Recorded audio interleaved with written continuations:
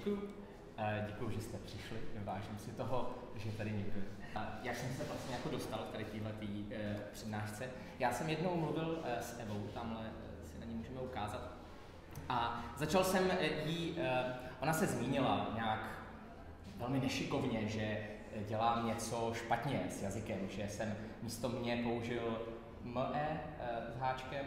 Každopádně nějaká pravopisná chyba. Já jsem jí samozřejmě ze svých zkušeností začal říkat, že teorie jazykové kultury je přežitá záležitost a ona řekla, víš co, tak držu, radši to pojď říct tady na tenhle večer. A já jsem si řekl, dobře, to je zajímavá challenge. O lingvistice jsem veřejnosti vlastně ještě neprezentoval nějaký výhletý kvazi odborný formě a tak jsem si říkal, o čem tu přednášku udělám. Já se specializuju na kognitivní sémantiku, což je nauka o smyslu slov a vět a rád ji aplikuju na média, na politiku, na diplomacii, na všechno možné. Jenomže problém je, že abych vám vysvětlil kognitivní sémantiku, tak bychom tady museli být tak 4 hodiny a z toho 3,5 by bylo šíleně nudných, jenom proto, aby jsme se dostali k tomu zábavnému. Tak jsem zvolil jinou věc, kterou jsem studoval na bakaláři, a to je fonetika. Prosím, zvedněte mi ruku, kdo víte, co je to fonetika. Výborně. Někdo tuší, někdo vůbec neví. Fonetika je věda o zvucích. A to si možná řekneme na začátek, teda v průběhu. Na začátek totiž chci ukázat, že jak číst lidskou řeč není metafora téhletý přednášky. My tady skutečně budeme číst lidskou řeč. Tohle je zvuk, možná víte. Pokud stříháte video, pokud stříháte audio, tak takovouhle vlnu tam znáte. Říká se jí oscilogram.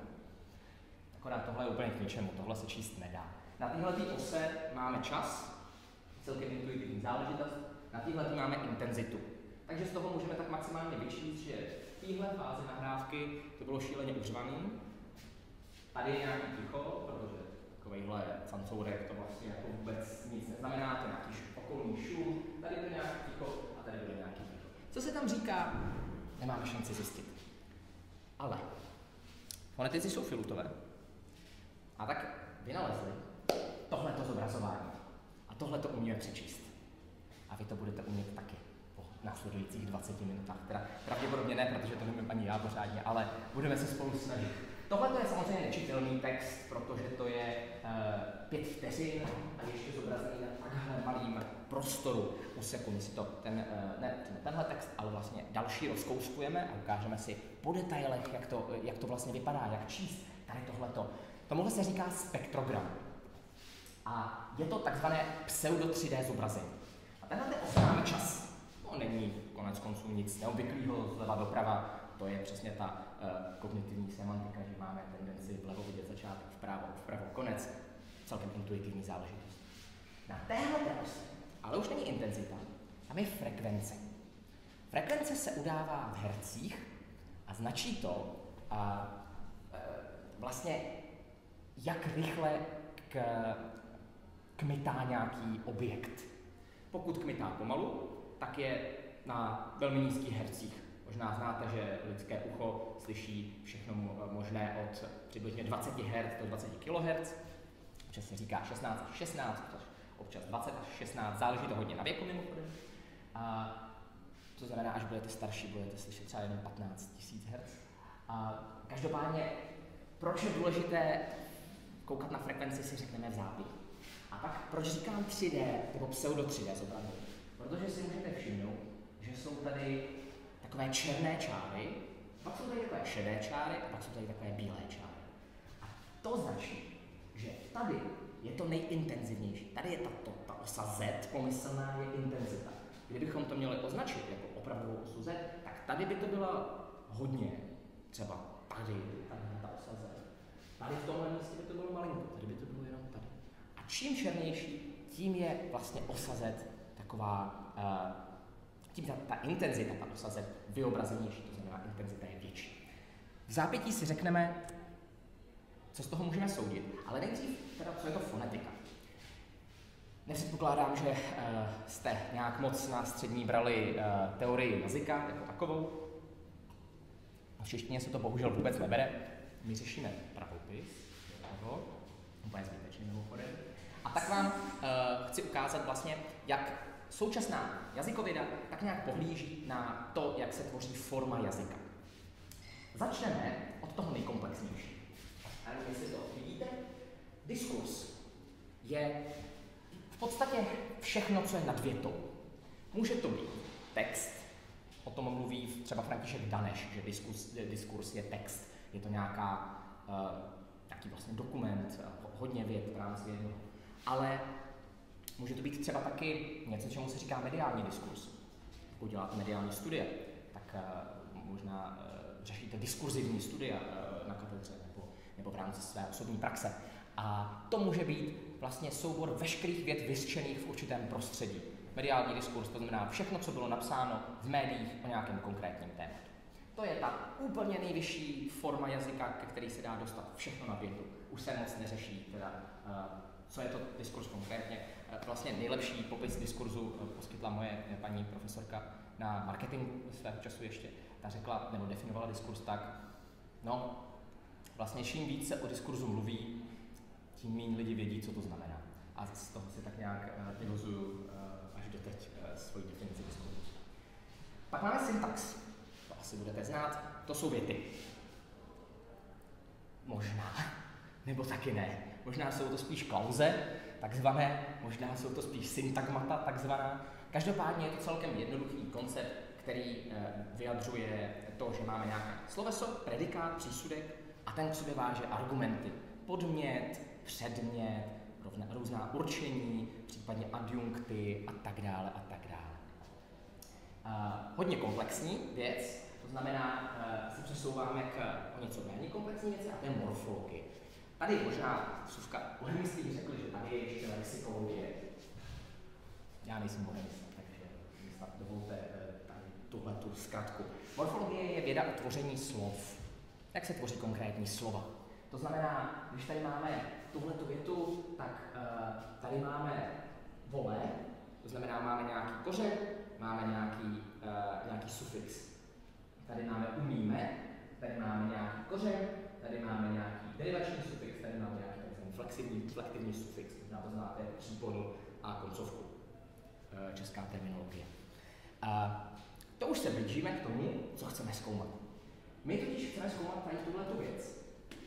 Jenomže vysvětlit rozdíl mezi těma dvěma věcma není vůbec jednoduchý ani ve 30 minutách, natož v těch dvou, co jsem si vyhledal na tenhle slide. Dalo by se říct, že tady tohleto je všechno, co se reálně řekne. A tohleto je ten předobraz, jak by to teoreticky mělo vypadat, jaká by byla ta ideální vlastně zvuková podoba nějakých slov. Ukážeme si to na příkladu. Tohleto je zvuková podoba jednoho jazyka, konkrétně grónské eskimáčtiny. Jeden z mých oblíbených jazyků na studium, protože je hodně jiný než náš, zároveň ale tak jako zajímavě se tam zkoumají nějaké věci. Můžete si všimnout, že tam mají jenom 3 samohlásky. My máme 5 samohlásek. Nebo máme různé distinkce, pak samozřejmě dalo by se říct, že máme 13 samohlásek, 5 krátkých, 5 dlouhých a 3 diftongy, ale dejme tomu kvalitativně 5. A oni, řeklo by se, mají jenom 3. To je ale fonologicky. Foneticky baterie je vybitá. Foneticky, já to tady odkliknu. Foneticky je to totiž tak, že oni říkají říkají o. Jenomže jak my máme třeba na slovo máma a máme, pro nás jsou to 2 různá slova. Pro ně, a protože by to bylo slovo, by jedno z těch slov bylo vysloveno tak nějak trochu divně, ale zároveň by to bylo pořád jedno slovo. To znamená, abych to tak nějak shrnul, že fonetika se zabývá tím opravdu vyřčeným. Možná ještě jednodušší příklad. V češtině máme, když řeknu máme, tak můžu říct máme a máme. Pořád slyšíte jedno slovo. Jsou to 2 různé hlásky. E a e. V angličtině by vám, v angličtině, dejme tomu, je podobná distinkce mezi třeba man, množné číslo, a man, jako jednotné číslo. Pro nás To není zajímavé. Pro ně jo, mění to význam. To je rozdíl fonologie od fonetiky. Tenhle ten tvar si zapamatujte. Tady ten lichoběžník. Budeme s ním pracovat v zápětí. Tady tohleto je průřez hlavou člověka. Vlastně podstatné je ukázat vám možná rovnou další slide. Protože tady tohleto je ten zmiňovaný lichoběžník. Ten lichoběžník totiž značí pohyb našeho jazyka. Když říkáme i, můžete si to koneckonců zkusit, tak se náš jazyk nahrne tady sem do toho lůžku. I. Když říkáme a, tak jde dolů. A. Proto mimochodem u zubaře říkáte a, protože jde dolů. Když říkáte tak jde tady takhle dopředu, je někde tady. Když říkáte tak jde zase hodně dozadu, ale zároveň hodně nahoru. Tady my nemáme žádnou v češtině hlásku. V angličtině by to bylo far away.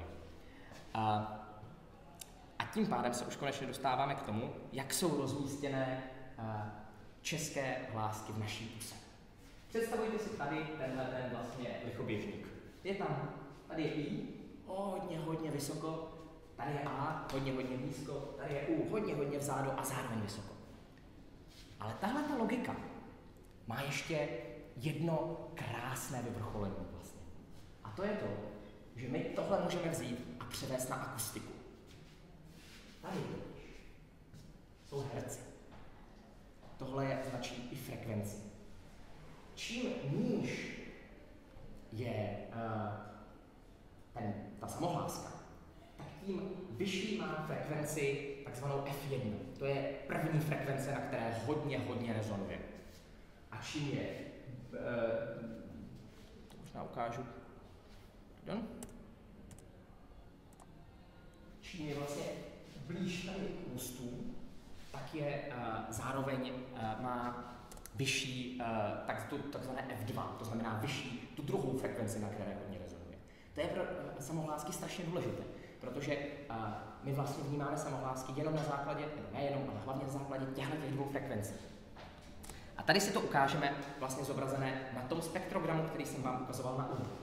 Když máme I, tak tady to rezonuje na těch 300 Hz přibližně ta F1, ta první frekvence, ta nízká frekvence, na které to rezonuje. A tady to rezonuje na té druhé frekvenci, 2500 Hz. Ačko 800 a 1200, přibližně, jsou to hodně přibližné hodnoty, lišíme se muži, ženy, děti, dospělí, staří, mladí, je to hodně rozptýlené. Tohle jsou nějaké údaje, dejme tomu pro mě třeba. Můžeme vás změřit, pokud budete chtít, není to problém. Takhle vypadalo tady vlastně ta F2, ta druhá frekvence, na které hodně rezonuje, tak je hodně nízko, zároveň ta první je hodně nízko. Tohle je moc jednoduchý, říkáte si. Tohle je pro amatéry a samohlásky už jsem pochopil, tak pojďme na něco složitějšího, pojďme na souhlásky. Tady už je to složitější, protože když říkáme A, nebo E, nebo I, tak vlastně jedinou překážkou, kterou tvoříme, je tady jazykem, který posouváme takhle různými směry. Když říkáme souhlásky, tak děláme úplně všechno možné v našich ústech a ústní dutině, že to vlastně ani nemá cenu všechno procházet. Když říkáme M nebo N, takzvané nazálu, tak třeba tady tenhle ten šípek táhne stočí dolů a vzduch vychází nosem, proto nazální hlásky, nosovky. Když říkáme třeba D, tak přimkneme jazyk k patru a uvolníme ho až potom, co tu hlásku vyslovíme. Takže D, až vlastně jako ten proud vzduchu vyletí s uvolněním jazyka. Když říkáme třeba S, tak zároveň hodně přimkneme ten jazyk k hornímu patru. Ale zároveň vytvoříme takovou malinkou štěrvinku, kterou uniká vzduch. A geniálně na tom je, že my umíme změřit frekvenci i tady těch souhlásek, protože to prostě víme. Protože víme, že když máme S, tak tam ta frekvence je strašně vysoká, protože se ta štěrvinka udělá tak úzká, že to rezonuje jenom na strašně vysokých frekvencích, kolem 5000 Hz. Když říkáme třeba D, tak zároveň víme, že tam bude chvilku ticho v tom spektrogramu. Nic. A potom úplná bomba. Všechno si to ukážeme. Tady jenom pro zajímavost jsem ukázal každý fonetik po prvním, druhém semestru, tohle to musí umět nazpamět. Tohle to jsou, jak jsou ty hlásky, teda v rámci úst. Tohle to je bilabiála, to znamená to, co se tvoří našimi rty. Takže třeba b. Tohleto labiodentála, zuby a rty. A pak až dál, až ke glotále, což je glotum je česky hltan. A tam tvoříme h. Můžete sami cítit, že h tvoříme až hodně v krku. Tak a teď se konečně dostáváme k tomu, že to budeme číst. Doufám, že jste pochopili teorii, že nemáte žádné otázky, protože teď jdeme k praxi. Tohle to jsem mluvil v malování, takže to není moc zajímavé. Ale zároveň jsem vám chtěl ukázat, jak by to teda ideálně mělo vypadat. Když máme slovo sedá, vybral jsem tak nějak trochu náhodně, když máme slovo sedá, máme 4 hlásky, na tom se asi shodneme. S, E, D, A. Pakliže to úplně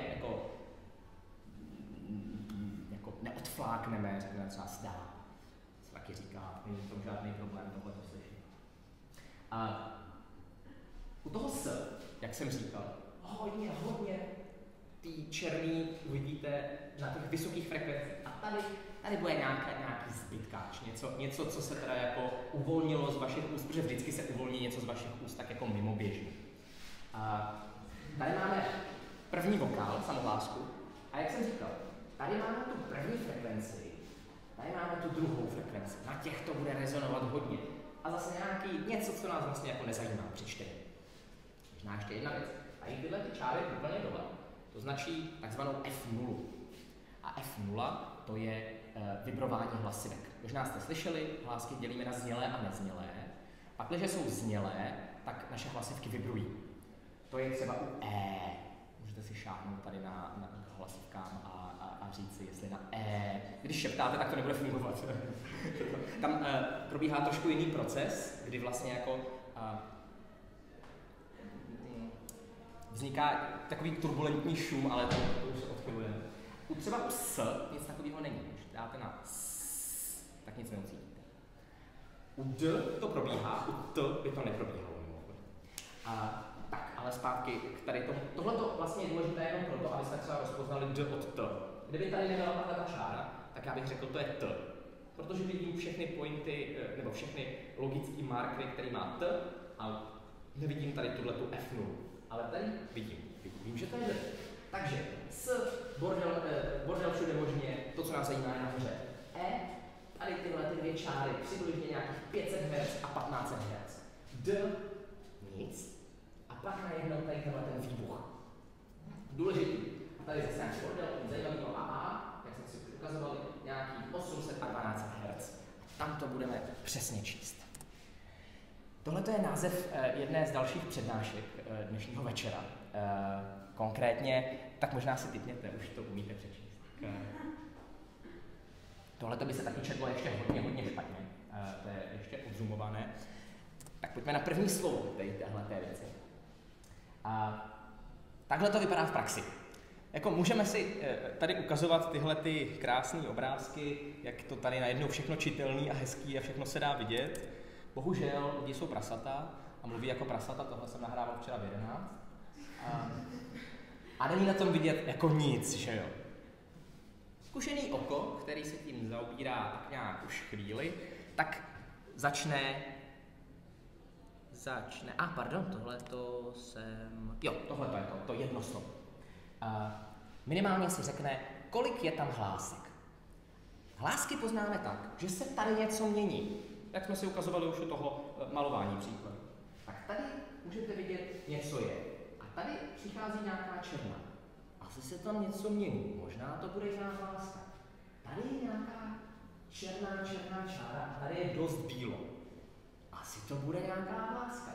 Tady zase přichází nějaká hodně černé. To znamená asi další hláska. Pak tady se něco stane. Nevíme zatím vůbec co, ale něco se stane. Něco tady je jako bělejší a tady ty vibrace, když jste můžete přijít blíž podívat se, tak tady ty vibrace jsou takový jako oddělenější než tady. Tady je to hodně černý, tady je to takový oddělený. A měli bychom pravdu, kdybychom řekli, že tam je 7 hlásek.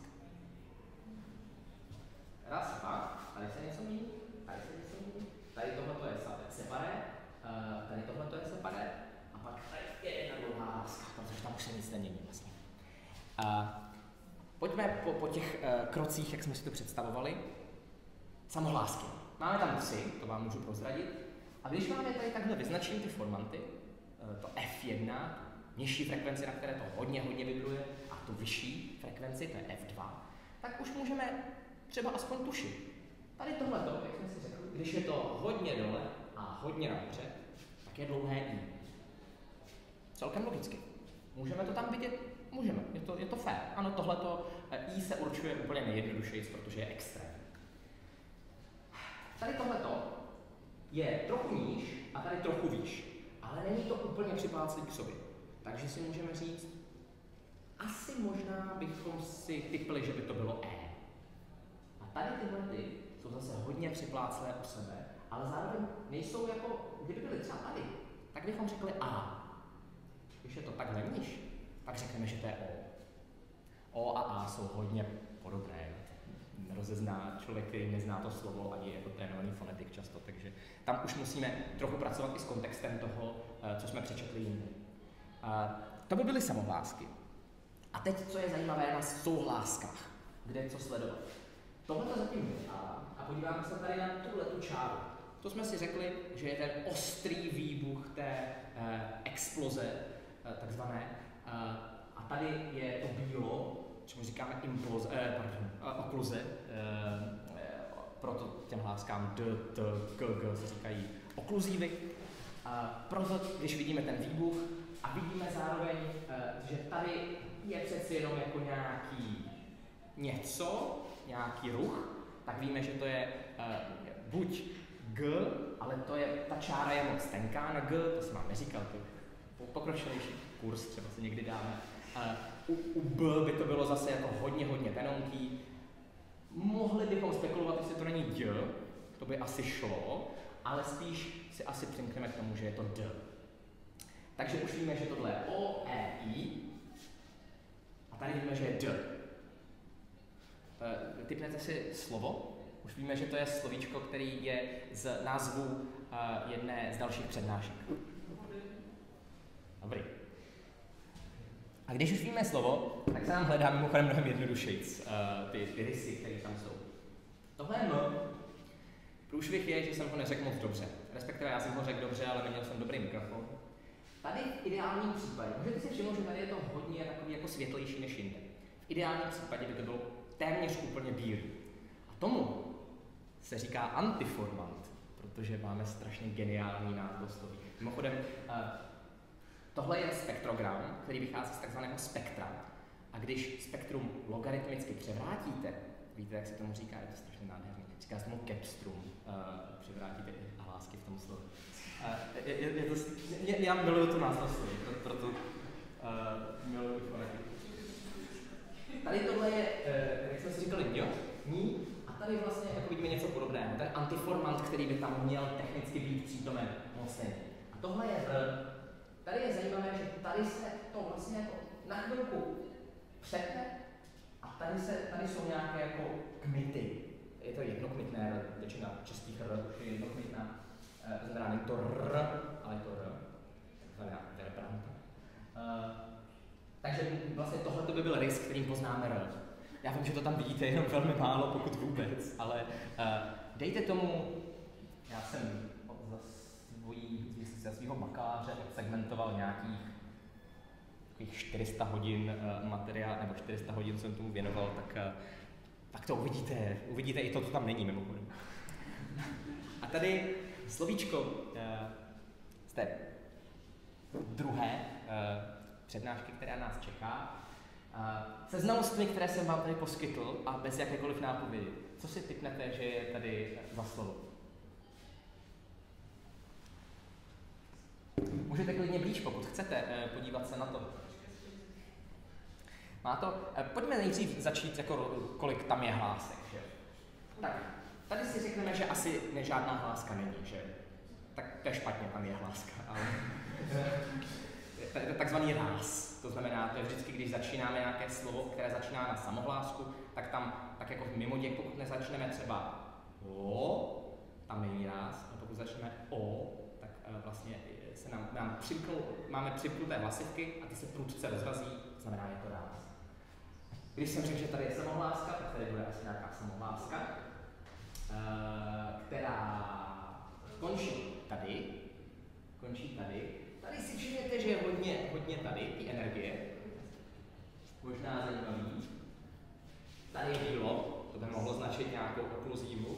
Tady je taky bílo, to by taky mohlo značit nějakou ekluzivu. A tady je taky bílo, a to by mohlo taky značit nějakou ekluzivu. Co za aspekty? A takhle jednoduchý to je. Takže, dámy a pánové, tohle je všechno, co jsem vám v rámci kurzu do úvodu čtení řeči se snažil předat. Možná si říkáte, proč je to zajímavý, ale je to zajímavý z mnoha důvodů. Kromě toho, že my vlastně jako nepotřebujeme přepsaný ten text, respektive dokonce už existují pomalu nástroje, které tohleto umějí samovolně přepisovat vlastně do jazyka.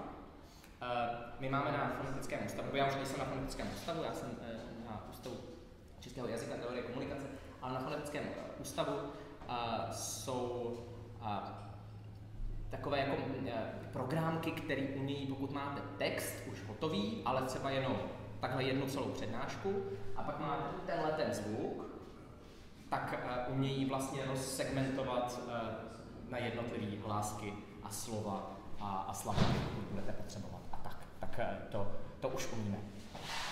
Zajímavé je to třeba tím, že pak můžete učit pomocí toho roboty mluvit, nebo respektive ukazovat jim, jaké jsou takové přirozené přechody mezi hláskami. Používáte to hodně ve forenzní fonetice, protože, jak jsem říkal, každý mluvíme jinak. Rozdíl, tady mimochodem ta samohláska je fakt blbá, ale tady takhle by byly nějak ty formanty, ale rozdíl mezi formanty dvou lidí v podstatě trochu, já se omlouvám, pokud se dělá pan docent Skarnice, něco jako otisk prstů, že vlastně jako máme dost specifický to, jak mluvíme, to, jak máme daleko od sebe ty frekvence, jak máme vysoko ty frekvence a tak dále, a tak dále. A máme spoustu jiných metod, jak určovat vlastně, když máme třeba vyhrožujícího bombou, jak určit, že to je ten člověk, který vyhrožoval. A to je ode mě už úplně všechno. Já vám děkuji za pozornost, malinko jsem přetáhl, za to se omlouvám a doufám, že vás to bavilo. Budu rád, pokud se mnou o tom pak ještě nějak bavíte. A děkuji vám.